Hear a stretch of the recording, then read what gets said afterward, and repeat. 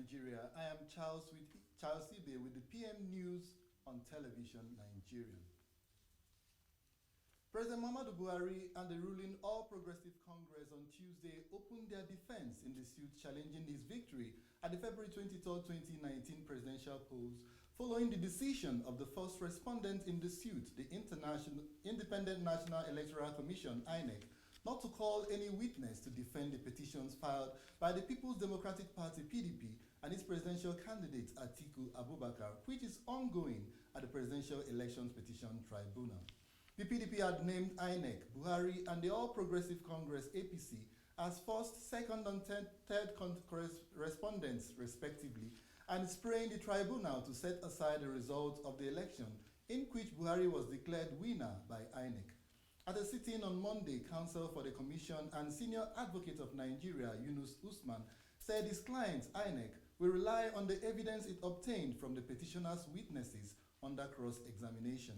Although the commission was given 6 days to defend the outcome of the elections, its counsel said there was no need calling witnesses to help the petitioner's case. The Permanent Secretary, Federal Ministry of Labour and Employment, William Allo, has inaugurated the reconstituted Anti-Corruption and Transparency Unit of the ministry, charging them to operate within the extant rules in order to deliver quality and timely services to the public. Allo noted that the Anti-Corruption and Transparency Unit is established in all ministries, departments and agencies through the directive of the federal government to conduct preliminary investigations, review corruption-prone operational systems, educate and enlighten staff on issues related to corruption, as well as monitor budget implementation in the ministry. The Permanent Secretary urged the Anti-Corruption and Transparency Unit committee members to rise up to the challenge of being in the vanguard of fight against corruption, saying that the fight is the integral part of the crusade for national rebirth, social inclusion, and regeneration. In her remarks, the Director, Special Duties Project in the Ministry, Dr. Martina Nwodu, stated that according to the directives of the federal government on the establishment of Anti-Corruption and Transparency Unit, it would operate as an independent body and will only report to the Chief Executive of the organization. A coalition of civil society organizations on Monday kicked against the nomination of the immediate past Minister of Justice and Attorney General of the Federation, Abubakar Malami, as a returning minister by President Muhammadu Buhari. In a press conference held in Abuja on Monday, the coalition described Malami as being a barrier-in-chief to President Buhari's intention to fight corruption.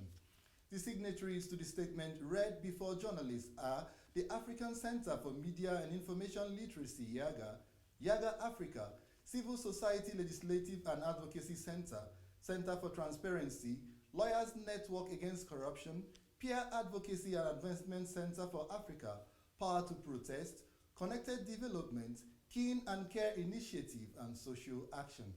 The coalition said Malami's first term left much to be desired as the Transparency International's ranking of the country shows no improvement in public perception of corruption, and also urged President Buhari and all governors to prioritize governance over politics in order to safeguard trust in democracy. Tuesday, July 30 has been declared a public holiday in Cross River State to enable the residents of the state participate in the annual Green Carnival, during which trees are planted. Major roads in the state, including Botanical Garden Road, Target Road, Mary Slessor Avenue, IBB Way, and others, will be locked down between 7 a.m. and 4 p.m. for the tree planting exercise. While the Chief Press Secretary to the State Governor, Christian Ita, in a statement on Monday, said the holiday is to encourage every Cross Riverian and residents to take part in the Green Carnival, during which about 1 million trees will be planted.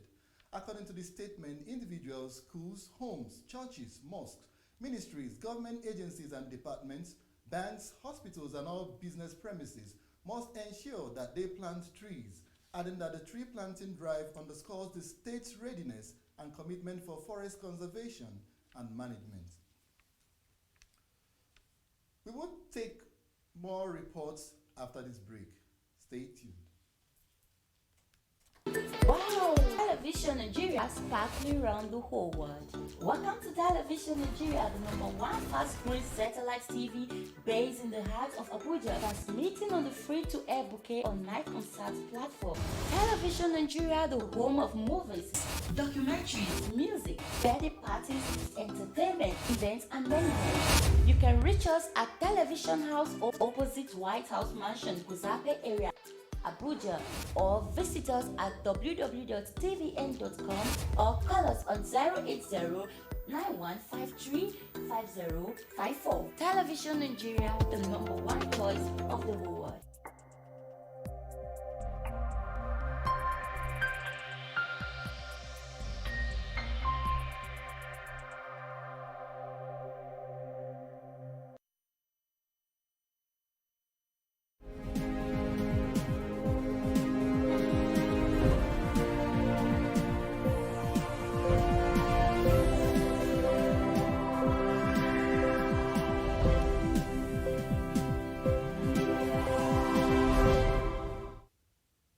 Many thanks for staying tuned. The immediate past Minister of Power, Works and Housing, Babatunde Fashola, has attributed the slow pace in infrastructural development across the country to inadequate funding. Fashola, who is a ministerial nominee, disclosed this while highlighting his achievements in the ministries during his screening at the plenary session of the upper chambers. According to him, there is no state in Nigeria where the federal government is not executing at least one project. National Assembly correspondent Sandra Guana has the details. Responding to questions on why some key roads have not been rehabilitated, Fashola said the resources are not enough to take care of their expenditures. He added that lack of enough funds forced the ministry to prioritize some roads projects over others. Have moved the needle a little bit. Again, problem, of course, is how much money will we get? Because it is one thing to make the budget, and I think it is common knowledge here that no ministry has received all of the resources for its budget. So, yes, we gladly announce Ministry of Power, Works and Housing has 500 billion naira budget, but we seldom get more than 250, 280 at peak. So, Nigeria is not yet the rich nation that I know that it will be. It isn't yet. So, there's a gap between our anticipated spending and what we really earn. Answering questions on power, Fashola noted that state and distribute power. The Ministry of Power ceased to be a major player in the sector, stressing the ministry only deals with regulatory issues. The powers of the regulator for making the reform work must be targeted towards ensuring that minimum service levels, licensing conditions are met. And until we fully exhaust those powers, it will be premature to say that the reform is not working. But oftentimes when we privatize things, who goes back to check the service level compliance? Who pulls a lever of caution or compulsion, as the case may be, for us? And I think that is something all of us should spend some time to look at.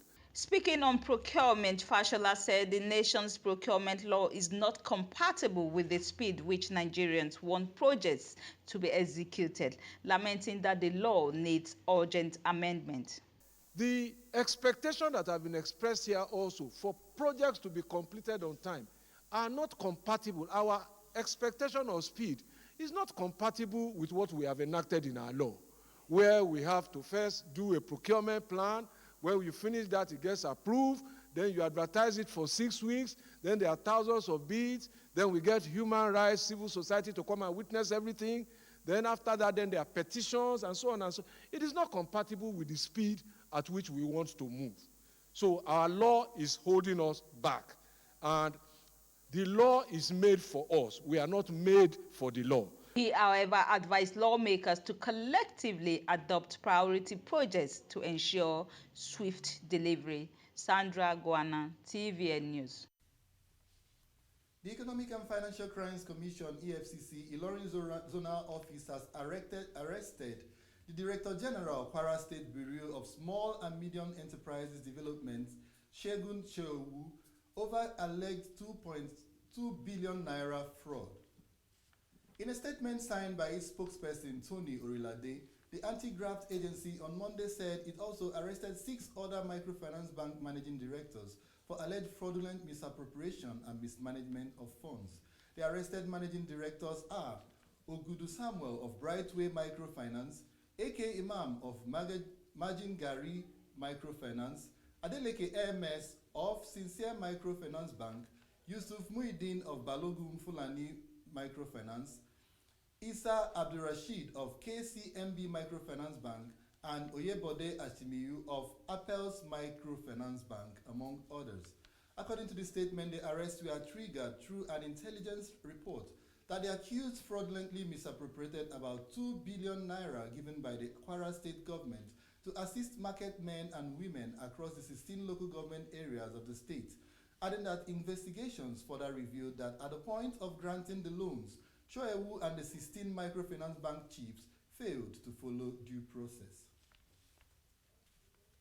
Speaker of the House of Representatives Femi Gbajabiamila has prevailed on the National Association of Resident Doctors to back down on his threat to down tools.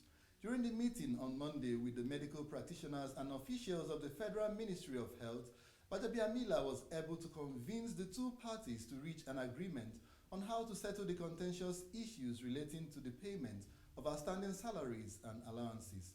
The president of the National Association of Resident Doctors, Dr. Olusegun Olaopa, had explained to the speaker and other principal officers that they had 3 major grievances against the federal government, which had to do with their salary arrears, skipped salary of 23.6 billion naira, and alleged irregularities in the implementation of the Resident Doctors Act.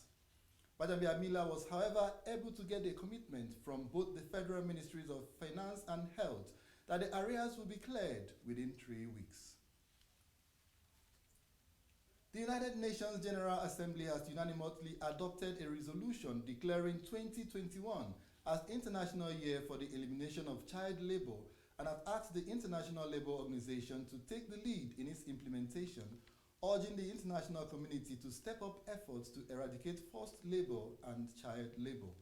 The resolution highlights the member states' commitment to take immediate and effective measures to eradicate forced labor, end modern slavery and human trafficking, and secure the prohibition and elimination of the worst forms of child labor, including recruitment and use of child soldiers, and an end to child labor in all its forms by the year 2025.